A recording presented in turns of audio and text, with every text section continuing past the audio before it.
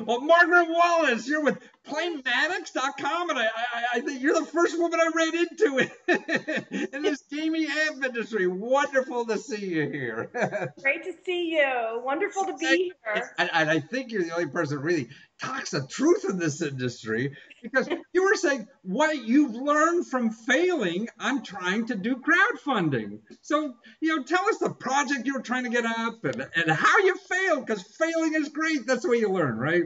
Well, I think there are so many key components to a successful crowdfunding project. Uh-huh. And, we may not have all of these things in place, but some of the things that we should have probably paid more attention to included uh, marketing our campaign. Ah.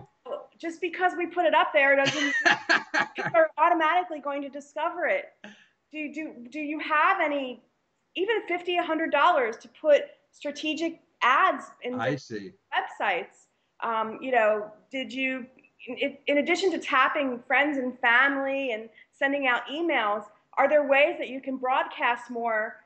We did use Twitter a lot to announce the crowdfunding project. We Mhm. used Facebook a lot, and that was somewhat effective. But really, when you need to raise tens of thousands of Yeah. dollars, I think it's always a good idea to just go that extra mile and think, where can I find cheap advertising Uh-huh. with the So, in the right channels? so even if, I mean, because doing, now you put an app, it was a game you were having called The Untouchables, right? Yes. Yeah, cool game. And you went on App Backer. So this is a crowdfunding source, right, for apps like yours are. Now, is there on App Backer, does it cost you money to go on the site or not? Well, in our case, and I think it's different with different cases. Uh-huh. We partnered pretty closely with AppBacker and with Paramount, who own Oh, I see. They have the rights to I they see. have the rights to the Untouchables brand. So Uh-huh. we're essentially sub licensors of the. I see. Oh, So cool.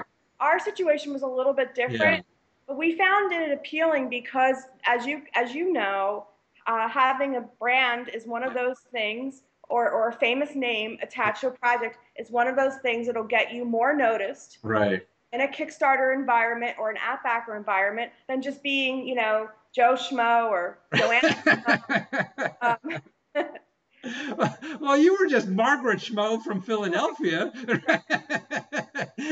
and you somehow got Paramount to get into this deal with you, huh? Yeah, well, licensing deals are easier and easier to get these days. Ah, It used to be back in the old days, like 4 years ago, yeah. much more expensive and difficult to obtain licenses. But as you probably know, the licensing business is kind of topsy-turvy these days. I see. So you So, in can, other words, a newbie on the block like you, and you know something about apps, nobody else does, and what the heck, we give it a try, huh? yep, absolutely. And if you happen to know somebody who has a license, whether it's a living IP or an older license like The Untouchables, that film came out in 1992, I believe. Yes, oh, I remember it. Yeah, I yeah. was an old man back then too. No, not at all. But We're it's ageless. We're terrific. So you ageless. went there and you tried it, gave your best shot, and you feel that even though, to actually get it, I mean, your fees were really involved in licensing and everything. But to get, if you were developing an app without someone like that, it wouldn't cost you anything to put up your site on AppBacker, right? I think it wouldn't cost you anything, or if it costs, it would be next to nothing. Yeah. Same thing with Kickstarter. So what you're saying, why don't you take a couple $100 and put it in some kind of buying some space somewhere online to advertise your effort? Huh? Well, yeah, exactly. Because like another company I know in gaming, they're a much more established company. Uh-huh. They did a Kickstarter campaign and it failed, and Ah, and it was anybody could attached. fail. Anybody can fail. It was attached to a big name brand, well-known brand. They spent quite a few months doing the video. They Ah, yeah, quite a few months writing the big script, production. big production, but nobody saw it. Details. Details, the eyeballs. so so you're going now another way. So you fail at Bagger, so you try Kickstarter from what you learn to go on, because you're right. I mean, to me, it's a wonderful place to fail. So you learn, and now you go to another place and try it again. Yeah. Well, I've learned a lot from how to structure Kickstarter campaigns from also listening to podcasters Ah, who have done a pretty good job of mastering Kickstarter. And so a lot of the principles that we use in gaming to make games are great things for structuring into your Kickstarter campaigns. So if you reach certain funding amounts, that unlocks certain features, and ah, it's just or certain benefits of the game or the service you're offering, and it's just a way to communicate to your audience where their money's going. So it's hmm. not just this big sort of amorphous pool of money. They know if they help unlock level 2, these other features or components or benefits will be added. So you learned a lot about how to structure it by listening to the podcasts about running crowdfunding campaigns, huh? Well, that and also just regular podcasts who are doing shows on a whole variety of topics. They've started their own Kickstarter campaigns to raise money for their show, Oh, I see. as opposed to getting sponsors. Yes. Um, and and for gaming, you know, there's no shortage of a lack of imagination and risk taking that Right. adversity. We all have an idea. Right. So, I mean, a Kickstarter is just an avenue. If you really believe in something and you know there's an audience there and you've discovered that one way or another, and you can't get the funding because the traditional Right. publishers or the traditional investors are dubious, this is a way to let the people speak and to show directly, Yeah. to let your audience have an impact on what you're making and show directly what can be done without this investment money, just Right. by going to your audience. All right, but it cuts out that middleman. It cuts out that big guy, the fat cat with the cigar, who's going to make you hire his girlfriend or something. Yep, exactly. And he's never played a video game in his life. Yeah, Yes, what does he know? yes. So you take his money and you try to go sell the game, and whoops, maybe they're not buying, and the fat cat's really pissed. Yep, yep. His girlfriend's not too happy either. Right. So this way you go right, because if you make it on Kickstarter, you got the right product. And so if you fail, you go back to the drawing boards and try it again until you get it right. What the heck? Yeah, Yes. with no cost and no agony of pleasing people. Absolutely. And then it's the materials you provide and even simple things like keyword optimizing your uh, text and your description. yeah. Don't really think about that, but I Yeah, didn't so think it's about best, it. I guess, to read as much as you can, do your homework, develop a list what this thing should have to give it the best chance, and develop it around that, right? Absolutely. Like with my title, The Untouchables, Mean Streets of Chicago was the Right. full title. If I could go back, I would do it all over again. And do what?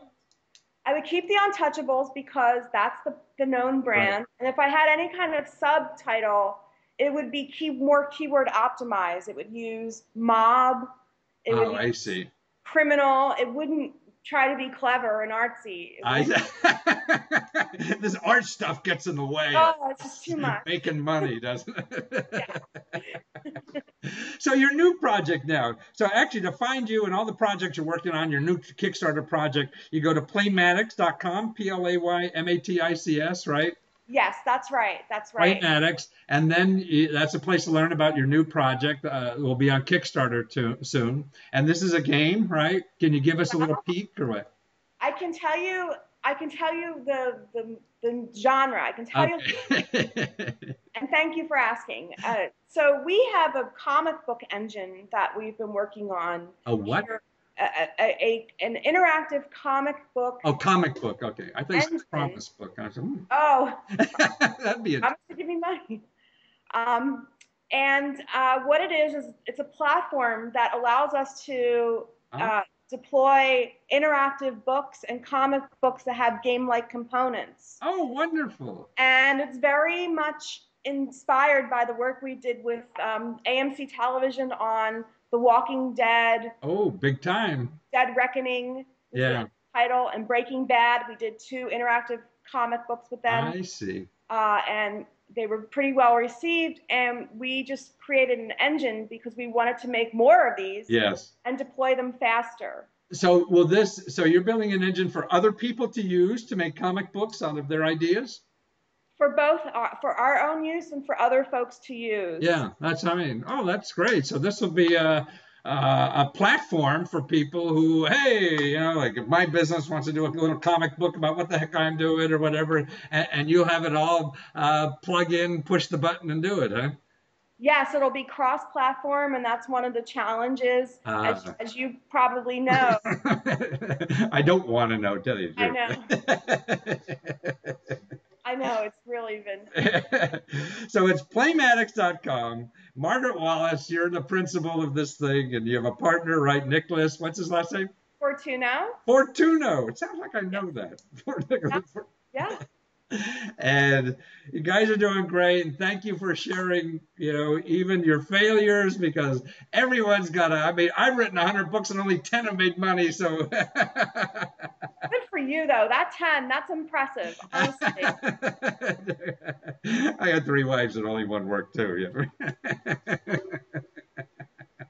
Yes, I can. But you have to go out and keep playing, man, because otherwise life's going to, pass you by. I just said that yesterday. You've got to keep up or be left behind. Train's going to go. I've been in gaming and technology and media since 1996. A lot of people get burned out and leave, but I'm still here and I'm not going anywhere. Wonderful. Well, please don't. We need your honesty. Thank you. Thank you, Margaret. Thank you. Bye, everybody.